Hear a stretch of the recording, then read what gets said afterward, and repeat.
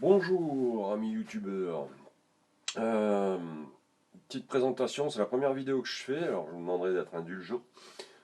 J'avais déjà fait un essai là, enfin bon, je vais vous présenter, en fait je vais vous parler d'un découpeur plasma de la marque Shepa. C'est H, ouais, enfin, on s'en fout de l'orthographe, ça finit par CH, on dit Shepa, pas Shepash. Et il est petit, léger, pas mal. Et donc, je trouvais pas, quand je l'ai acheté, j'avais besoin d'un découpeur plasma. Quand je l'ai acheté, je ne trouvais pas de vidéos, de comparatifs, d'explications qui pouvaient m'être utiles pour mon choix. Donc, je me suis dit, je vais l'essayer. Puis un jour, peut-être, je mettrai une vidéo sur YouTube pour ceux qui souhaitent avoir des informations concernant ce petit appareil. Alors, j'ai déjà coupé pas mal de fois avec. Ça fait un petit moment que je l'ai. J'ai coupé de la tôle allant jusqu'à 5 mm. Il va pas mal, il va franchement pas mal. Alors je pense que ça serait un peu plus difficile. Il est donné pour couper jusqu'à 12 ou 14 mm. 14 mm il me semble. Mais la coupe s'effectue, plus c'est épais, plus la coupe s'effectue en V. Et donc on aura une coupe biaisée. Il faudra beaucoup meuler après. Mais sur de la tôle de 3 par exemple, ce que je vais couper là, ça va bien, c'est net, c'est précis, c'est bien, vous allez voir le résultat. Voilà, ce petit appareil, il est là, perdu au milieu de mon poste de soudure. Donc, il est là-dessous. Je vous le montrerai après. Là, je ne vais pas vous le montrer, ça ne servira à rien. Il y a plein de câbles autour, plein de machins. Je le sortirai pour vous le montrer. J'ai fait une coupe précédemment avec une vidéo donc sur 1 mètre. J'ai coupé une tôle de 30 cm de large sur 1 mètre de long. Ça m'a pris 40 secondes avec une rupture d'électricité parce que j'ai la ligne qui est faiblarde. Dès que j'ai le compresseur qui se met en route plus l'éclairage, ça fait sauter les plombs. Je suis obligé de courir derrière la maison pour remettre en fonction, en route. Alors la vidéo était parfaite au niveau image, mais le problème c'est que, pardon pour les aficionados de la marque Apple, de la marque à la pomme, j'étais sur un iPhone 10. Franchement, de la daube, le son pourri. Alors je sais pas si ça vient de mes haut-parleurs ou de mon micro, mais peut-être certainement des deux. L'iPhone 10, c'est un truc de merde. Ne l'achetez pas, surtout. Moi, ça fait vraiment quand même 2 ou 3 ans que je l'ai. Mais plus ça va, il y avait déjà des problèmes au départ. Plus ça va, plus il y a des problèmes et il est vraiment pourri au niveau son. Donc là, j'ai ressorti un vieil iPhone, pas aïe aïe aïe comme le 10, parce que aïe aïe aïe, je m'entends, c'est AIE, aïe aïe aïe. Là, c'est un iPhone, un vrai de la série 6. Et apparemment, il va mieux. À part au niveau image, c'est un peu moins bon. Mais voilà, on fait avec ce qu'on a. Donc là, je vais recommencer. Je vais couper de la tôle de 3 mm, de la tôle brute, de l'acier marchand. Il faut savoir une chose quand vous coupez, ça je vous montrerai. Euh, il s'agit de. Il s'agit de bien calculer parce que vous avez votre buse qui fait 8 mm.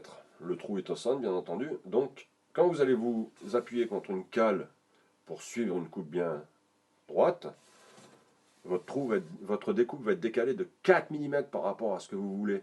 Donc, il va falloir décaler votre cale de 4 mm à l'intérieur ou à l'extérieur, tout dépend dans quel sens vous voulez couper, pour avoir les dimensions justes. Donc, voilà, ça c'est une buse. Pour vous parler de la qualité, on aurait pu croire que sur une marque à bas prix comme ça, ou à bas coût, les consommables, on pourrait se faire avoir, mais non, celle-ci a coupé bien déjà une quarantaine de mètres, elle est toujours en état, bon, un peu sale, parce que il y a de la calamine et tout, mais c'est vraiment toujours en état, et puis elle coupe vraiment bien. Donc j'en étais où Je vais vous montrer ça dans un instant. A tout de suite. Alors, voilà, j'ai branché mon découpeur. Ce qu'on entend, c'est le ventilateur. Alors, ça fait un peu de bruit, c'est normal, pour le refroidissement. J'ai branché mon air, ma masse. Je vais mettre de manière à ce que ça ne gêne pas trop. Et pour mon réglage, comme je vous disais tout à l'heure, j'utilise un Truskin qui va jusqu'à 30 cm, celui-ci, en l'occurrence. Je l'ai réglé sur 25,4. Vu que je veux garder ici 25, il faut que je déporte ma buse de 4 mm, donc 25,4. J'ai ma règle qui me sert de cale. Là, je la plaque à mon trusquin. Je mets un petit serre-joint. Voilà, on va mettre ça. Comme ça. Ça un peu. Je plaque. Et je serre le deuxième. Je vérifie quand même. On est bien à 25,4.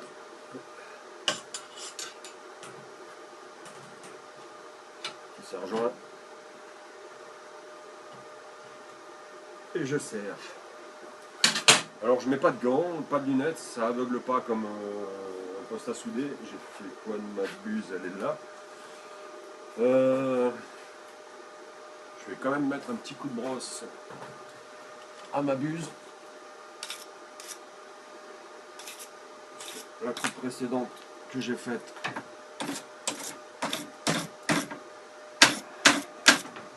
voilà, je ne l'ai jamais nettoyé. La coupe précédente que j'ai faite, c'est un peu merdé. Je ne sais pas pourquoi, je crois que c'était ma règle qui a accroché. Et là j'y vais, je coupe. On envoie la sauce.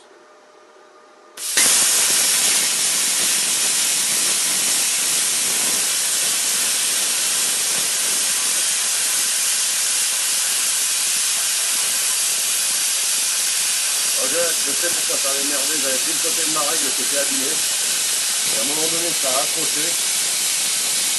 Ça a buté.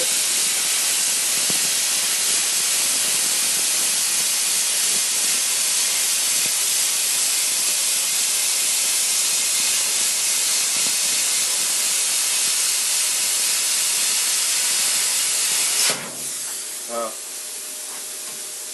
J'ai coupé. Hop. L'air s'arrête. Après quelques secondes. Et là, je vais vous montrer quand même la coupe. Pour vous dire que c'est quand même relativement précis. Alors j'ai pas le. C'est quand même assez net. Bon, sur le dessus, il y a quand même un petit peu à ébavurer, mais j'ai fait plus net. Hein. Là je pense que j'ai peut-être un peu trop tardé. J'ai peut-être été un peu comment dire, trop lent sur ma coupe. Il aurait peut-être fallu que j'avance un peu plus. Ouais. Alors ça reste. Voilà, j'ai coupé de ce côté-là. Non, de ce côté-là, c'est lequel? Celui-là. Celui-là qui est chaud, ah ouais. Voilà. Là, sur le dessus, ça donne ça. Et dessous, bon, il faudra un peu ébavurer quand même. Mais ça reste rapide. 3 mm d'épaisseur. Je veux dire, à la meule ou à la disqueuse, ça aurait été plus long, plus de poussière. Voilà. Donc, je vais éteindre mon appareil.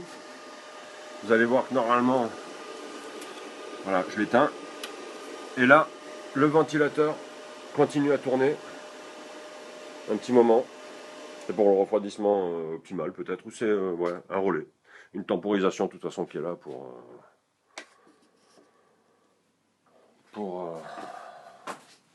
temporiser. C'est une temporisation qui est là pour temporiser. Donc j'ai plusieurs coupes à faire. Je vais effectivement en faire plusieurs. J'ai 4 coupes à faire comme ça. En fait, je suis en train de faire des poids de maintien pour une structure de tente qui vont se placer au niveau des pieds.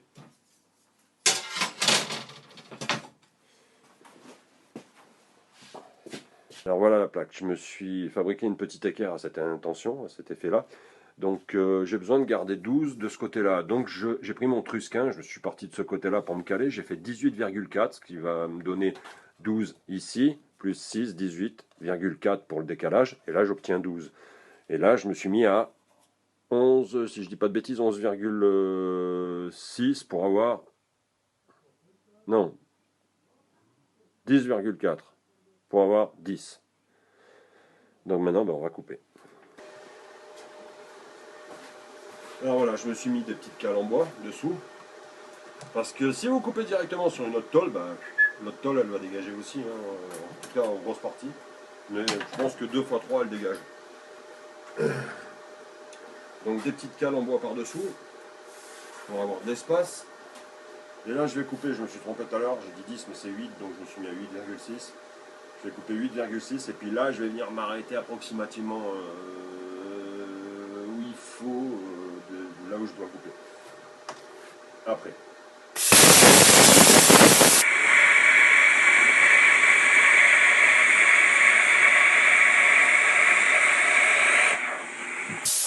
Je n'hésite pas à reprendre.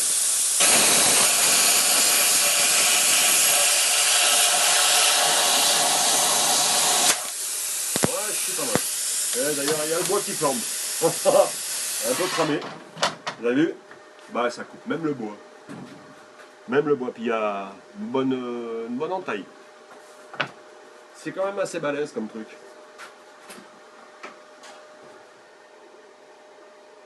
Et je reviens à notre PLC 140, donc de Shepa. C'est un découpeur plasma, pas oxyacétylinique comme j'ai dit en début de vidéo. Oups. Mais je fais pas de montage, à part des assemblages, je fais pas de montage. Donc voilà, vous me pardonnerez ça. C'est un bon petit appareil, tout léger, 6 kg. Il va bien. Je vais vous le montrer parce qu'en fin de compte, je l'ai sorti de mon chariot de soudure, de soudage. Pour que vous le voyez comme il faut, pas masqué par tout un tas de bricoles et d'éléments. Voilà, je vous montre ça tout de suite. Tout léger, comme je vous disais, 6 kg, main gauche. Alors je suis droitier, main gauche, je le soulève sans problème. Il va bien. La petite étiquette signalétique.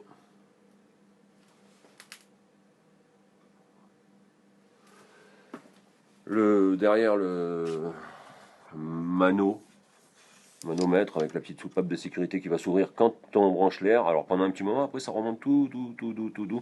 En fait, je pense que ça a pour but de libérer l'humidité emmagasinée. Petit manomètre. Le bouton on-off, 0,1. Alors il faut savoir une chose, c'est que le ventilateur qui est là va continuer à tourner lorsque vous coupez l'alimentation. Il va continuer à tourner pour, en fait, pour avoir un refroidissement optimal. Ça permet de protéger comme il faut l'appareil. Le tuyau d'air, alors le tuyau d'air fait partie peut-être un peu des points négatifs, c'est du plastique un peu semi-rigide. Reste quand même assez souple, mais je conseille d'y faire attention et de ne pas le plier parce que ça risque de le marquer, de le blanchir, et puis après il pèterait assez facilement. Oh là là là là là. Donc la devanture, avec le petit bouton de réglage d'intensité qui va jusqu'à un peu plus de 40 ampères. Voilà, là j'étais réglé sur 33 à peu près. Le petit voyant demi sous tension, on. En intermédiaire, le voyant de fonctionnement qui dit que vous êtes en train de couper. Alors moi je ne le regarde pas pendant que je suis en train de couper, hein. Je sais qu'il s'allume. Il s'allume. Et là, le petit voyant ça m'est pas encore arrivé, le petit voyant de surchauffe. Si jamais l'appareil a trop chaud, vous coupez trop longtemps, il va peut-être se mettre en sécurité, s'allumer en rouge. Quoi dire d'autre? Point ni négatif ni positif, c'est la torche qui est là. Voilà. Alors la qualité de la torche, comme je vous l'ai dit précédemment, elle est pas mal, elle est franchement pas mal, elle fait 3 mètres. Et conception robuste aussi, souple, facile à manier. On se fait pas mal au bras, légère. Le petit point négatif, là c'est, j'enlève ma buse d'air, c'est le câble de masse. En fait, le câble de masse, le point négatif, c'est qu'il ne fait que 2 mètres. Alors, ça pose un problème au niveau de la configuration du poste de travail, parce que 3 mètres, la buse, la torche, 2 mètres, le câble de masse. Faut bien calculer son positionnement. Bon, mis à part ça, voilà. La taille de l'appareil. Vous voyez ma main, il est petit. Alors voilà, après le résumé, le mot de la fin, je vais faire un peu comme tout le monde. Si vous avez aimé cette vidéo, désolé pour les petits désagréments. Bon, je ne calais pas, première vidéo, comme je disais, pas l'habitude. Je vais faire comme tout le monde, donc je vais dire si vous avez apprécié, tant soit peu, le petit pouce levé sera toujours pas mal, puis ça donne envie de continuer si jamais. Voilà, les amis, je vous dis à très bientôt, je pense, et merci pour pour être resté jusqu'au bout et votre attention. Ciao ciao.